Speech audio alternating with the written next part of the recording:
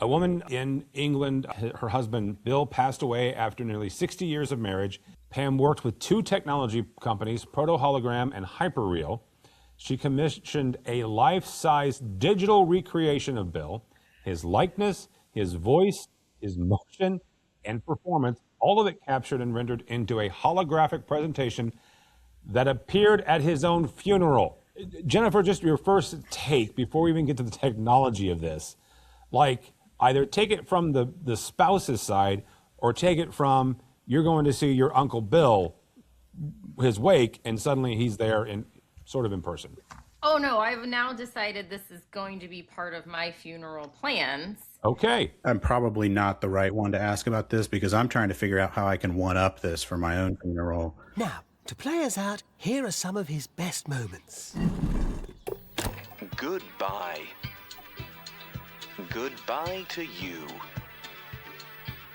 But he didn't Farewell. do any of that. And goodbye to you, David. A major LED company heads to bankruptcy, leveraging AV in the afterlife, and Biamp turns 50. All that and more next on AV Week. This is AV Week, episode 767, recorded Friday, May 1st, 2026. Funeral AV. This is AV Week, your weekly wrap-up of the big news and stories in the AV and the IT world. And familiar name in the LED space takes a hit, and the industry takes notice. Biamp turns 50, and according to them, are not looking back. And a mountain near Mecca just made history. Let's get into it. First up, LED Studio has filed for administration in the UK. Now, administration in the UK, for those of us in the States, that is a sort of equivalent to bankruptcy. The company appointed an insolvency specialist from Opus Restructuring on April 20th. Before you panic, here's the important context. This filing is UK-specific only. LED Studios' North American and European Union entities are separate legal structures. They continue to trade. Projects are still moving forward. Founder and CEO Robert Bent confirmed the restructuring on LinkedIn, calling it a necessary change at the board level. Quote, change for further growth was very much needed. The company says its new headquarters will be based in Germany. LED Studio has been around since 2010. They have experienced centers in Cyprus, Germany, Dubai, and the US. Now to some good news. Biamp is celebrating 50 years, and CEO Rashid Skaff is using the milestone to signal what is next. The company opened a Biamp History Museum at its Beaverton, Oregon headquarters. It threw a ribbon cutting on April 23rd, the exact date of its 1976 incorporation. Here's the scale of this company today. Nearly 800 employees worldwide, tripled in size since 2017, and now delivering audio, video, and control across an expanded range of venues. Scott's vision, he calls it thinking bigger, not just bigger conference rooms, but bigger environments. Courtrooms, stadiums, auditorium, hospitals, restaurants, and if people gather there, Biamp wants to own that space. The platform holding it together is Biamp Workplace, a lifecycle management solution launched in 2024. Scoff says it took most companies 25 years to build what Biamp has assembled in 5. Moving from legacy to the cutting edge, Zoom and Anthropic just announced a significant integration. Zoom has launched its new MCP connector, that's Model Context Protocol, for Anthropic's Claude AI platform. Here's what it means in very, very simple English so I can understand it. Your Zoom meeting summaries, transcripts, and recordings can now feed directly into AI workflows inside of Claude. No copy-paste, no switching tabs. Your meeting ends, and the intelligence from it flows right into your next action. For developers, there's a Claude Code plugin that lets technical teams automate scheduling, build bots, and trigger actions directly from meeting content. Zoom's CTO HD Huang put it simply, and I think he probably says it pretty better than anybody could. AI becomes, quote, far more useful when it can access real-world context and act on it, end quote. Connector is live now in Claude's connector directory, and valid Zoom licenses, of course, are required. In product news, Barco and Hudley have launched a new ClickShare bundle for Microsoft Teams rooms. The package pairs the ClickShare Hub Pro with the Hudley C1 video bar designed for small to medium meeting rooms. It's certified for Microsoft Teams. It supports wireless content sharing from a laptop, no extra software, no complicated setup. For IT teams, the Hub Pro is built on Microsoft's device ecosystem platform, also known as MDEP. That means centralized management and security out of the box. Barco now offers 3 team certified bundles. The goal is consistent, scalable room deployments across an organization. Finally, we are going to look at the history books as such. Guinness World Records has certified the Al-Hada Mountain Media Facade in Taif, Saudi Arabia, as the highest altitude permanent projection mapping of a natural feature on Earth. The mountain sits 1,737 meters above sea level. That's nearly 5,700 feet for those of us in the U.S. still on Imperial. South Korean firm 3D Factory Korea and its Saudi subsidiary Vision Plus, also known as Rayaf Fida, delivered the installation under a 10-year exclusive operating agreement with the Taif municipality. The location is strategic. It sits on a primary route to Mecca, seen by millions of pilgrims and travelers every single year. The project is directly tied to Saudi Arabia's Vision 2030 push to modernize and diversify its economy through tourism. The project costs $6.5 million. It's targeting an operating profit of $150 million by 2035. Advertising contracts with global companies are already in place for that target. This isn't just a cool trick, it is a signal that the canvas for large format display continues to expand. Quite literally, if you thought a building side projection mapping was impressive, wait till you check out the entire mountain. That is your AV news for the week. Stick around. Next up, our roundtable digs into what happens when hologram technology shows up at a funeral. I'm not kidding. You will want to stick around for this. And why every campus IT manager in America needs a better strategy. That's the conversation is next. This is AV Week. All right, welcome back. Now we bring in our fantastic roundtable to discuss a few more things. First and foremost, Jennifer Weaver. How are you, ma'am? I'm well, Tim, and yourself? It's great to see you. Nice to see you. Also with us is Michelle Lorette. How are you, madam? I am outstanding. All right, and last but not least, I'm going to explain something after I introduce him. His name is Blaine Brown. He is the Chief AI Officer of CTI. How are you, sir? Hey, Tim. How's it going? Happy to be here. I'm happy to have you. I will this is where I have to do a caveat or a disclaimer. AVNation is owned by CTI. I scheduled Blaine before he joined. Okay, we run this program right now. Actually, I'm booking into July, and we're recording this the first week of May. So I had him scheduled months ahead of time, but it's very nice to have you. I appreciate it. Well, thanks for keeping me. I appreciate it. Yeah. Somehow you still made the cut. Blaine. Dude, if Laughlin doesn't stop hiring my guests anyhow. Right. First story. This is going to be weird, and if you have a problem with death, you can skip this episode altogether. Let me just start with there, okay? It's a story out of AV Magazine. It's a little bit of a human interest, but to me, it's a little just weird, and I'll just go with it. A woman in England, her name's Pam. Her husband, Bill, passed away after nearly 60 years of marriage. She made him a promise to, quote, unquote, a super wake. Pam worked with 2 technology companies, Proto Hologram and Hyperreal. She commissioned a life-size digital recreation of Bill, his likeness, his voice, his motion, and performance, all of it captured and rendered into a holographic presentation that appeared at his own funeral. Pause for you to grasp that part. Okay. 200 people attended. Nobody had any idea this was coming.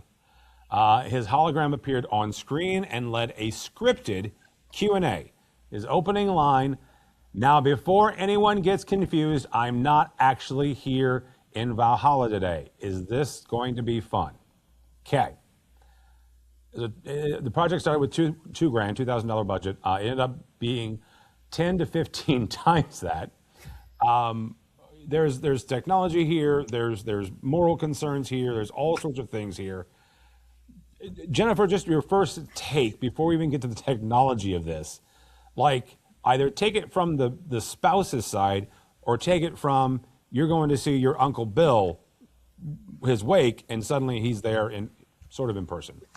Oh no, I've now decided this is going to be part of my funeral plans. Okay. Because I already have decided with my best friend that she's going to take my phone and send a text message that says, "Man, is it dark in here?" Oh my God.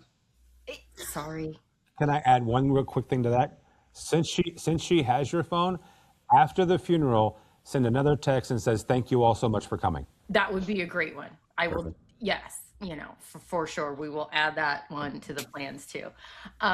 Look, yes, when I first read this, I was shocked, confused, concerned, and then went, this is kind of a great idea. But for me personally, I need closure on some things. And whether this would be funny, enlightening, or whatever, the ability to hear, because my dad passed away a couple years ago, my uncle a couple months ago. So to be able to kind of see them in a non-sick, healthy, funny, they're vibrant, if that's my last memory that is going to then be there, that's the memory I would love to have. So it is crazy, it is off, but I think you look at those that are the living now, some people aren't not going to like it, but I think for the majority, it's going to be, that's now the last memory, which is the likeness, the feel, the vibe. I'd be all for it. I'd want to know though. I would preface it and tell everybody this was going to happen just in case somebody was not okay with it. But yeah. That is actually a really, really sweet take on this. And I did not that I didn't expect that from any of you, the three of you, just I did not expect that in general. That is actually quite a sweet take on it. Yeah. Michelle, same kind of question is what, not only, would you be okay with this, but how would you go about doing this? And one of the reason I asked this, we're all getting ready for InfoComm, and we'll talk about that at the end here. One of the things that AVIXA has done for the last, I'm going to say 10 years almost, is talk about experiential, installations. This is 100% that, right? So, is that a digital artist? Is that, somebody to record and to craft in today's, world of AI creation? Is it an AI artist? Who should do this? Yeah, I don't know about all that. And sure, yeah, we're experiential. Yay. We're also part of the construction industry. Let's make that CTSD mean something more than it does. So let's look outward on that. So I don't know. Ooh, I just can't. And Jennifer had a good point. You don't let people know, because some people said that it was strangely comforting, which is what Jennifer was saying. That I mean, right. But for the other half of the audience that's trauma bonded, I mean, is there civil litigation an option? How do we, how are they going to recover? I've already sat enough at the funeral. Then I'm going to have to look at them alive in front of me while I'm going through a grieving process. Do they want me to be a puddle on the floor? What's the end game here? I always am wondering.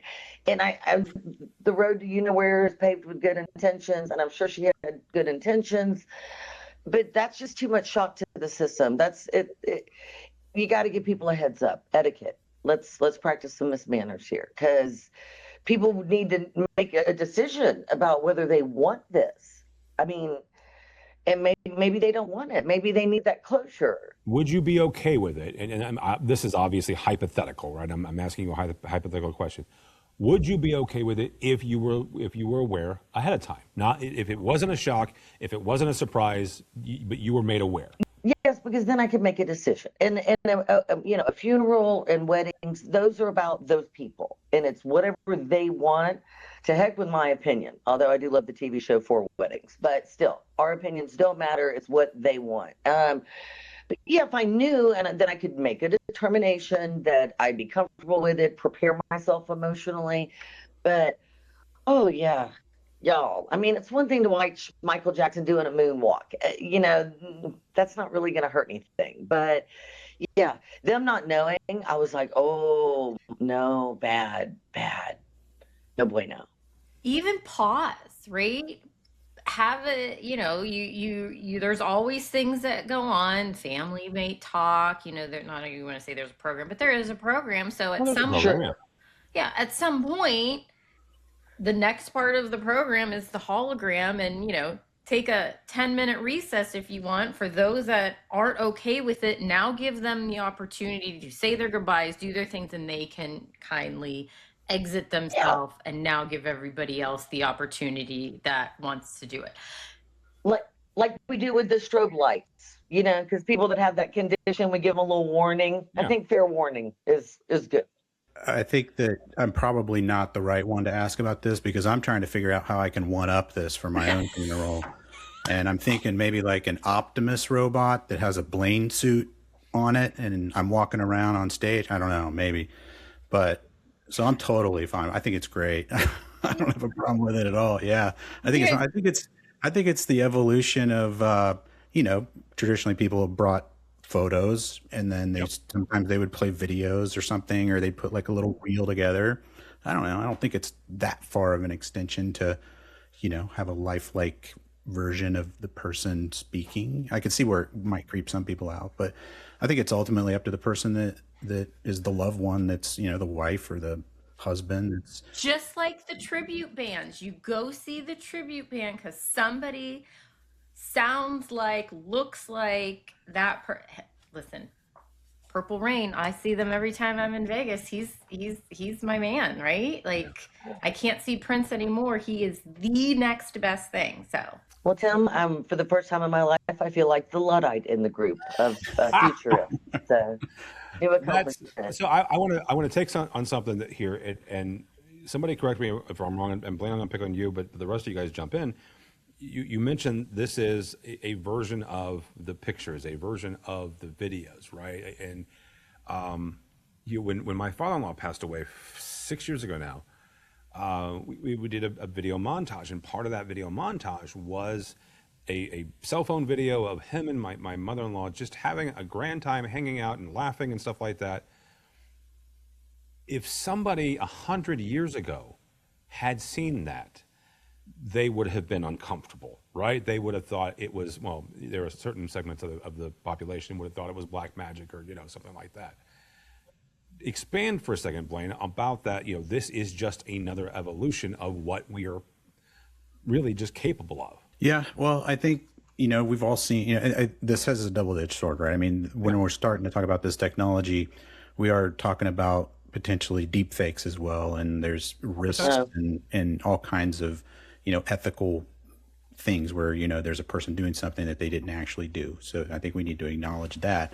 But at the same time, even though we are talking about death, which is a very serious thing, there's something kind of nice about, at least since the person who died wanted this, it's kind of in my mind, a fun way to send yourself off, because you don't have to take it very seriously. This person wanted to do this and it is kind of really bizarre, compared to what most people do at a funeral. And I think, I could see a certain personality wanting to leave the world with, this crazy memory, like of people that were kind of shocked or whatever, because maybe they were a really funny person to begin with. But I do think that there's something to the evolution of the technology itself where it is going to become more and more acceptable. I'd be lying if I didn't think that, like if you mentioned on this call, like my father passed away in 2017, and I've got audio and video recordings of him. I've got journals from him, over the last few years with my, using AI as much as I have been. It's crossed my mind on many occasions to create a version of him for myself that I could chat with, that would be his voice and be his stories he used to tell me. And like, somebody shouldn't be able to tell me I shouldn't be able to do that, right?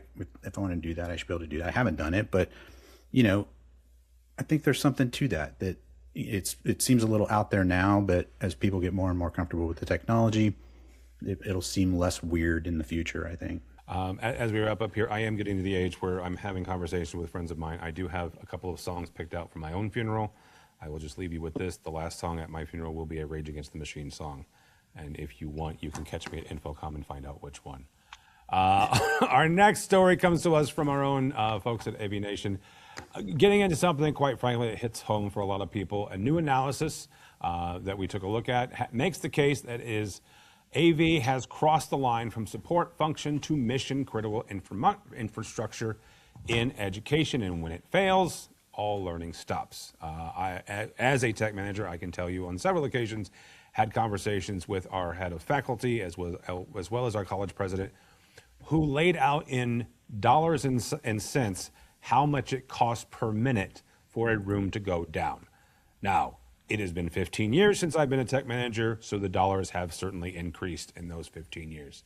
What we're looking at here, though, is we're not just talking about projection screens and stuff like that. You have collaboration tools, you have conferencing and video platforms, all sorts of stuff.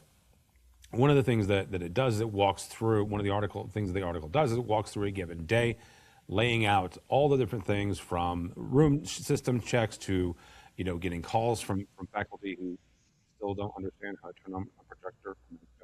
Anyhow, one of the things it points out is standardization, centralized management, automation, and managed services. That sounds straightforward, but to get there, it's a bit of a process. So Michelle, we're going to talk to you first.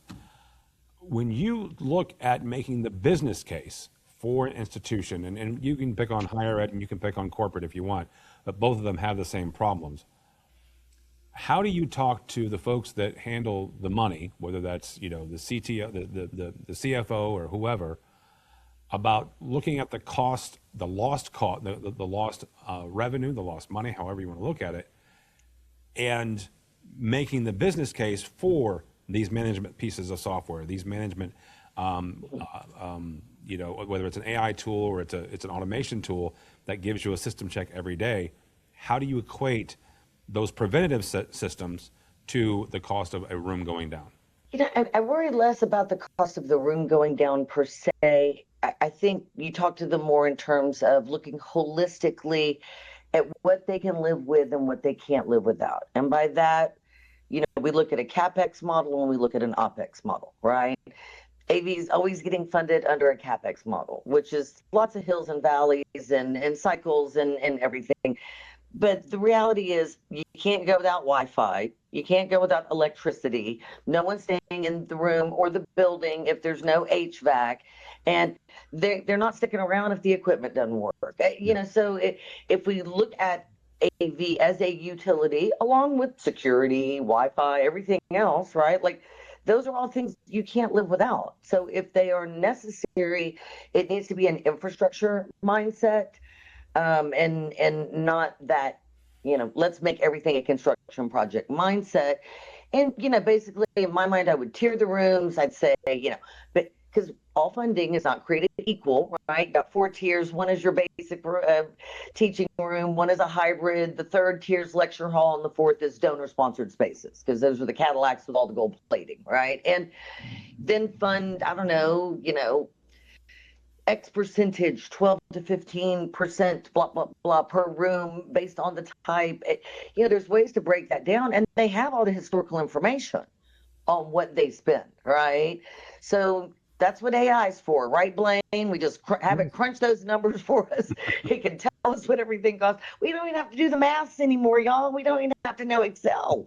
So, they've got the data. It might be manual, right? That's okay. We get it converted. You can take a picture and the AI can read the picture and the data on it. It's just fascinating, the world we live in. So yeah, there's ways to figure those numbers out. And also you streamline efficiency. I also believe in monitoring, and the analytics that come along. You've got building management systems, it's just better. You basically create an operational knock. And I love EOCs and command and control. So yay, let's build another command and control. But have you put all the systems, like, facilities, make it, that. I know we're hybrid. I know sometimes we work with facilities, sometimes we work with IT. IT, quote unquote, owns it, allegedly, some days, not always, but yeah, there's a better way. And I don't know, we just need somebody at, the National System Contractor Association to write out a nice script for us that we can then go back to these people and discuss with them how to change their operating models. All right, Tom LeBlanc, you heard that. You can go get to work. Tom LeBlanc is the guy who runs NSCA. Blaine, one of the things that is I'm going to call it emerging technology, even though it's been around for about a year or two, and that is an AI monitoring and management systems. There are a few of them, but they are still emerging. I'm still waiting on a couple of them to have actual honest to God deployments in the real world, but they are out there. They've been at Infocom, they've been at ISE.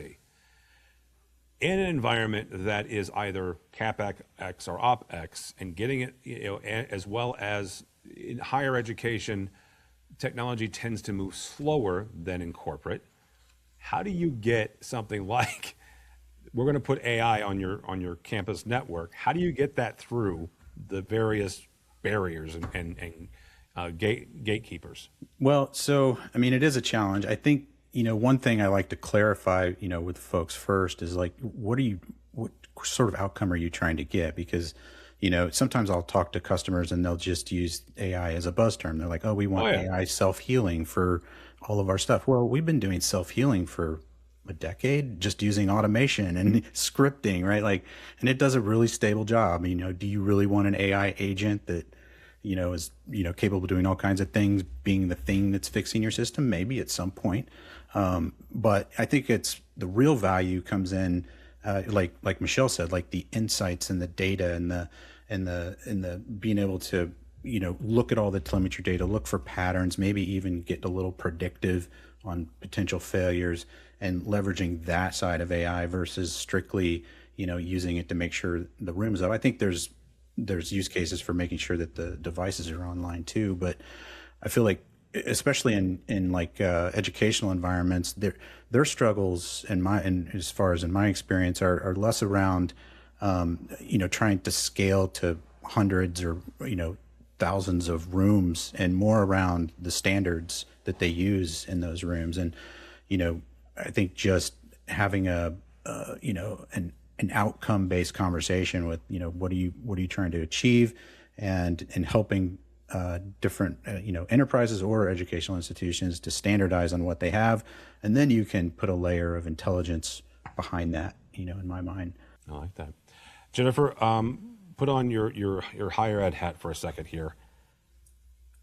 Blaine said something about standardization, and I want to pick on you for that. If you walk into a campus, and let's say it's your first year, your first 6 months, I remember my first 6 months, and that's when I learned the word Crestron and Extron.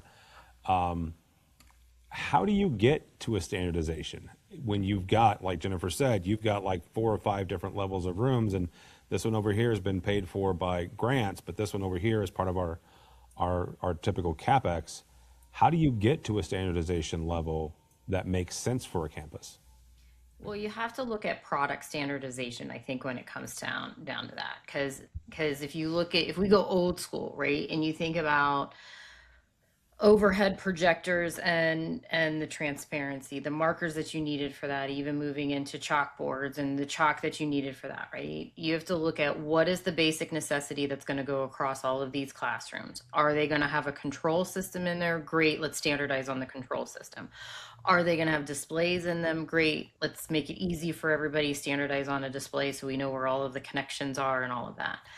So to standardize on rooms is hard because of what's in the space. Is it a math room? Is it a chemistry room? Is it physics? Is it something that the medical students are looking at?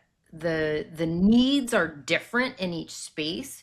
So standardizing on product is much easier, because then you can go, I can train everybody on Crestron or Extron. I can train everybody on Sennheiser or Shure. I can train everybody on, NEC or Sharp or Info, whatever that may be. You're going to train them on those products and what's going in there. And then there will be the tweaks for the space.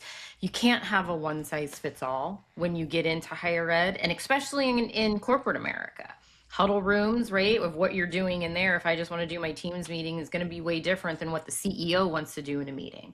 But the product part is the important. That's where you look at the standardization, is on product and not what the space is. All right. That'll be a good place to stop. Thank you all so much. Michelle Lorette, thank you, ma'am.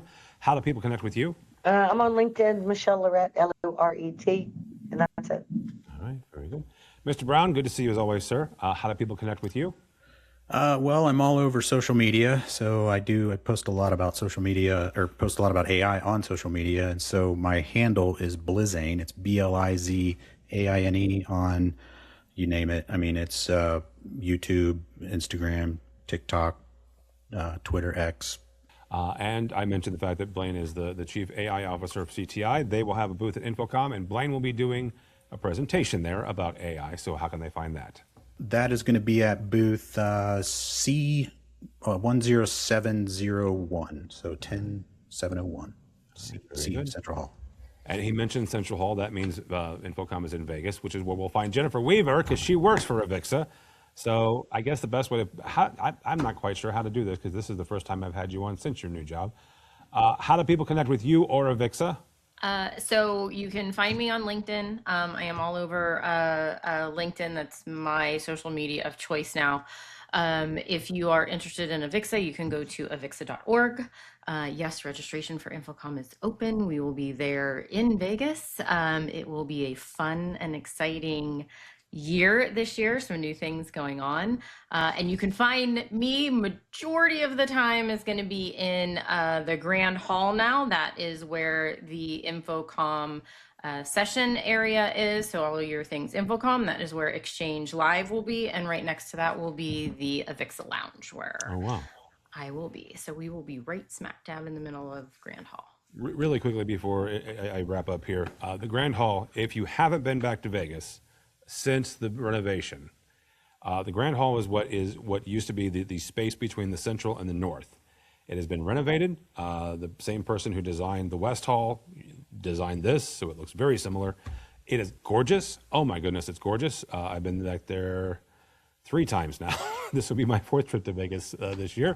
So yeah, it is absolutely fantastic and really, really spacious and really, really cool. So yeah, you can check that out. Yeah. For me, for Tim Albright, don't follow me anywhere, but go by the website, AVNation.tv. That is AVNation.tv. You'll find this program and a host of others, including Jennifer Weaver's program, talking about the industry, AV Career Mastermind. We are also already producing stuff for Infocom, so we will absolutely be there the 17th through the 19th of June. If you would like to read anything that I write that has nothing to do with technology, you are more than welcome to follow me on LinkedIn. You don't have to, but you are more than welcome to. But go by the website, please, AVNation.tv. It's AVNation.tv. Thanks so much for listening. Thank you so much for watching. That's all the time we have for AV Week. The network for the AV industry. What are you listening to? This is AV. This is AV Nation. This is AV Nation.